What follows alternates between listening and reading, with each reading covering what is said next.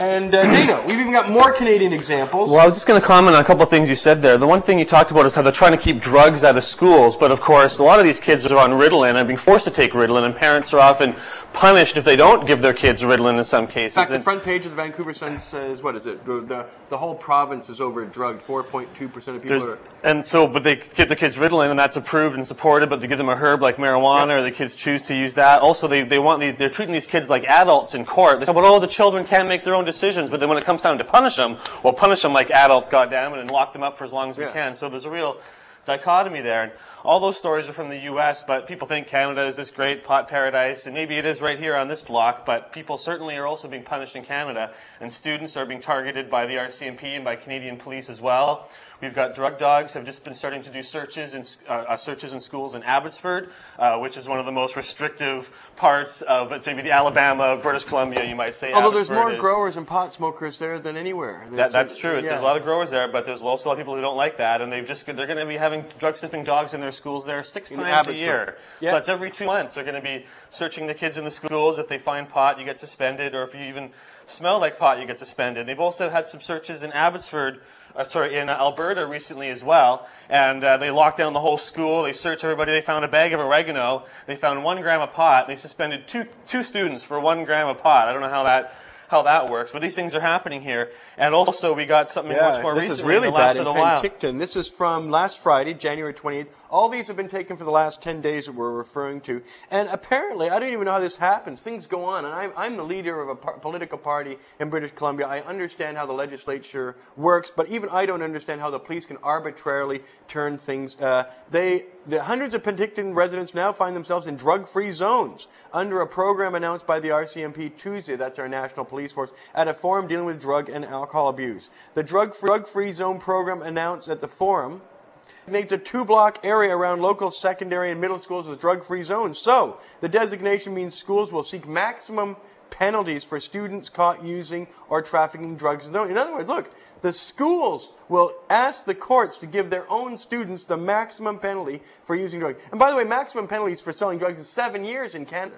So the school, basically, according to this article, the Penticton Western, is saying that the schools will insist on 7-year sentences for students caught selling $5 worth of pot at schools. And it also means police will focus on busting marijuana grow-ups in the area. Those living within the zone face stiffer criminal penalties when charged with drug-related offenses. And that hasn't even actually been passed into law, but the police are now just going ahead and telling people.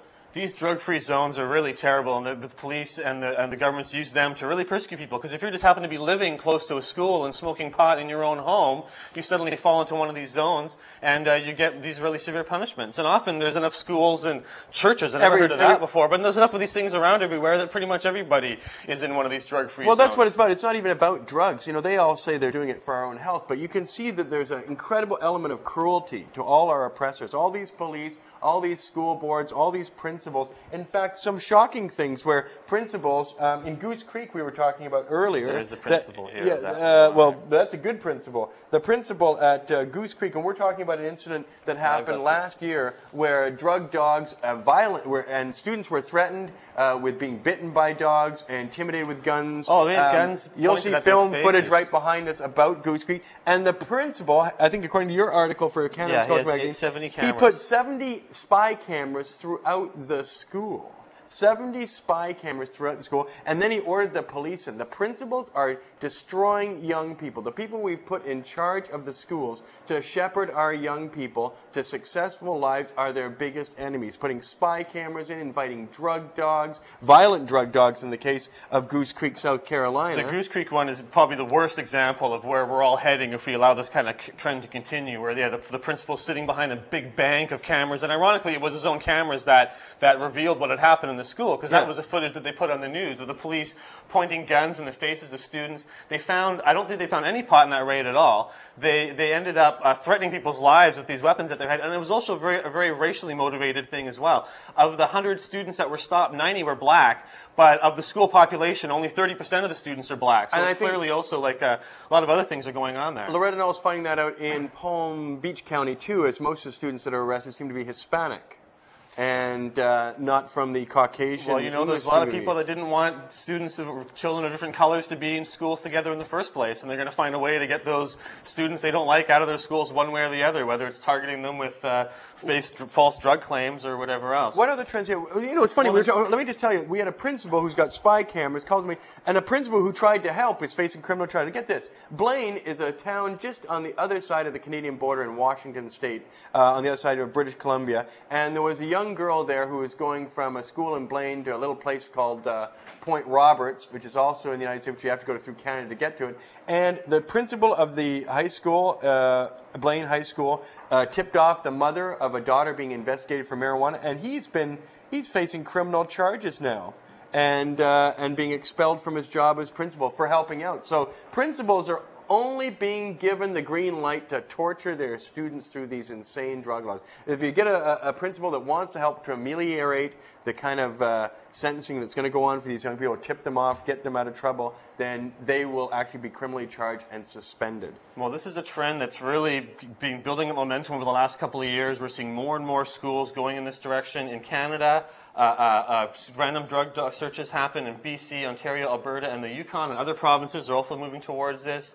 We've got students getting suspended in American schools for things like taking Motrin because they have menstrual cramps. Yeah. A student last year was suspended. A third grader in Alabama was suspended for taking a multivitamin pill with his lunch. His parents had given him a multivitamin pill, and that's looks like drugs. It can't be tolerated. That's kind of it's just getting more and more extreme and more crazy as they're pushing this forward. Here's something from Canada again. Last week, so many of these are just in the last week, and we can get so many of them. We had to stop it at 10 days to have 13, 14 examples. But the Chester County and RCMP in Nova Scotia are opening an office, a police office, right at Forest Heights Community School, after hearing reports a few students may be trafficking marijuana. So now they've got a cop police station right in the school. I mean, it's terrible. You know, drug dogs were first used by the Germans in the Nazi regime to hound the people into concentration camps and work camps. And when they were cleaning out communities, they would use dogs snarling and growling to intimidate them. And that has been reborn with no more greater ferocity than they used in the drug war, where these dogs are used so often against the vulnerable, people in jails, against students and helpless. Anyway, now they've got a police station opened up right in the school. And the police say there are certain individuals in that school we have information on who are trafficking in that drug. They're just there to traffic drugs, Constable Zahara said. So now they've used that as the pretext to totally militarize our high schools. You know, they're charging kids as adults, and they're drugging them, of course, arbitrarily, as Dana's pointed out on, 3 to 5% of all 10-year-old males that the Vancouver Province newspaper found out last year are on Ritalin at any given time. In fact, some good friends of ours, like Mike Cuss, was forced to be on Ritalin for 9 years. Says it's a terrible drug, right? And also people who are given Ritalin, those drugs have a higher level of suicide and depressions. And a lot of them move off from Ritalin and on to like amphetamines and things like that too, because it's a speed-oriented drug, right. So it gets you hooked in the speed kind of stuff, and it can affect your mood. It makes you want to kill yourself. It can do a lot of bad things to people, and parents are sometimes forced to put their kids onto these things. You know, before we go to what we can do about this, and I want to point out that Rich Rollins right now is going to Lincoln, Illinois to protest in front of the courthouse there. A 6-year sentence for a young man who had, a 19-year-old man who had 30 grams of pot, less than an ounce of pot. He's got 6 years, including 6 months of forced and hard labor in a boot camp. And Loretta Knowles in Palm Beach County in Florida right now, because 6 high schools were all targeted by raids, and many of these students, 15, 16-year-old little kids with $5 or $10 worth of pot, are facing up to 15 years in jail each. But just to give people an idea of what's been going on in the last year, because you talked about trends you have, and I have even more, and these aren't in the last week. Everything you've heard from me right now has been in the last 10 days. But here we have a high school, Thornton High School in Lansing was locked down for over an hour during a police search in April 2004, and yet no drugs were actually found. It's the second year in a row no drugs were found, and it's the second year in a row they've had a massive police lockdown and invasion.